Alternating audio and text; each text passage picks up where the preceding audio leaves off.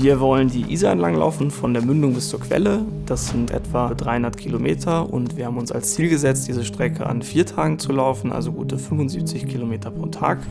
Dabei wollen wir keine Hilfe von außen annehmen und dazu auch noch unter freiem Himmel schlafen. Die Idee für dieses Projekt ist uns gekommen, weil der Nico nach Bali geflogen ist. Und ich habe mich halt über ihn lustig gemacht, ob die Leute nicht mal wieder in der Heimat Urlaub machen können. Dass man garantiert auch ein großes Abenteuer vor der eigenen Haustür finden kann.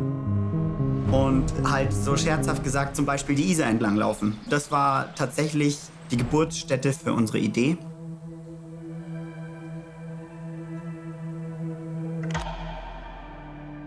Angst? Weiß ich nicht. Ich habe keine Angst. Aber ich habe definitiv natürlich Respekt.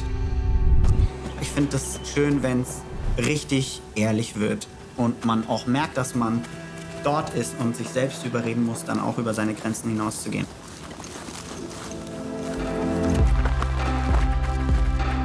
Freaking amazing, man!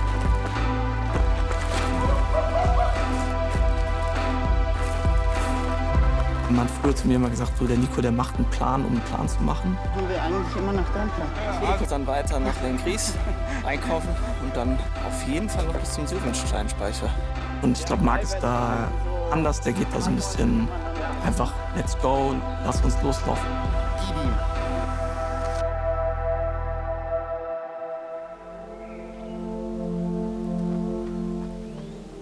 Viele sagen natürlich auch immer erstmal, seid ihr dumm? Oder warum macht ihr das eigentlich? Aber ich glaube, Marc ist da auch ähnlich wie ich. Der geht wirklich sehr gerne über seine Grenzen, macht extrem verrückte Sachen. Verrückt ist Ansichtssache. Da ist er wieder. Aber wenn mich jemand als verrückt bezeichnet, dann sehe ich das als Kompliment. Warum ich solche Geschichten liebe, ist, weil man sich die Chance holt, sich selbst noch mal ganz neu kennenzulernen und vielleicht auch Regionen des eigenen Geistes erfährt, die man davor noch nicht kannte. Die einen sagen dann zwar vielleicht, man läuft vor was weg, aber Laufen ist auch einfach wirklich rausgehen, erleben. Laufen ist Freiheit. Bei so einem mehrtägigen Trip ist Schlaf extrem wichtig und überhaupt nicht zu unterschätzen. Durch das Schlafen in der Hängematte haben wir es uns eigentlich unnötig schwer gemacht, weil man ist dann doch einfach allem ausgesetzt. Kälte, Regen, Lärm, Suche nach Schlafplatz. Und das hat eigentlich dazu geführt, dass wir am Ende so gut wie gar nicht geschlafen haben. Ich glaube, dass der mentale Aspekt bei so einem Projekt überwiegt. Also, dass es wichtiger ist, dass man stark im Kopf ist, als dass man starke Beine hat. Und ich glaube, dass es was ist, was in unserer Gesellschaft zunehmend verloren geht. Alles ist sehr bequem und ich bin der festen Überzeugung, dass der mentale Punkt, den man über das Sportliche lernt, einem im Alltag absolut helfen kann. Und vielleicht können wir ja auch mit dem Projekt eine Inspiration für Leute darstellen, mal über seine eigenen Grenzen zu gehen.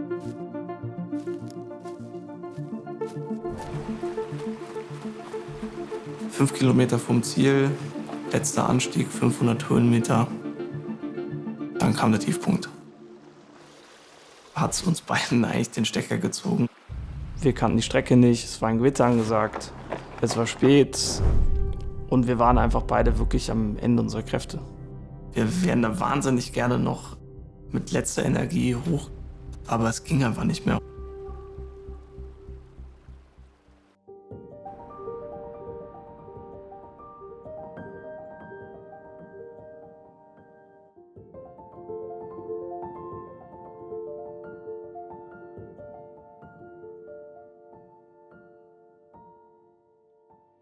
Für mich persönlich fühlt sich trotzdem nicht wie Scheitern an. Wir haben uns ein Ziel gesetzt und es ist klar, dass wir alles dafür tun wollen, um dieses Ziel zu erreichen. Aber es hört an dem Punkt auf, an dem man seine Gesundheit aufs Spiel setzt. Und somit hat es sich richtig angefühlt, zu sagen, okay, wir machen es dann einfach in 5 Tagen und bringen es am 5. Tag zu Ende.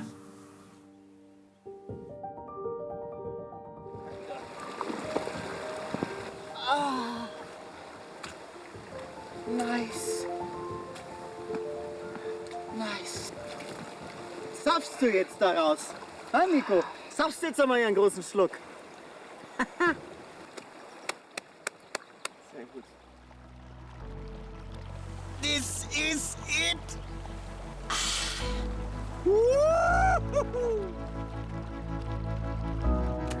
Bei diesem Projekt ging es darum, das Laufen zu zelebrieren. Es ging um Heimatliebe und es ging um Freundschaft. Und ja, ob wir es am Ende in 4 oder in 5 Tagen geschafft haben, ist eigentlich Nebensache.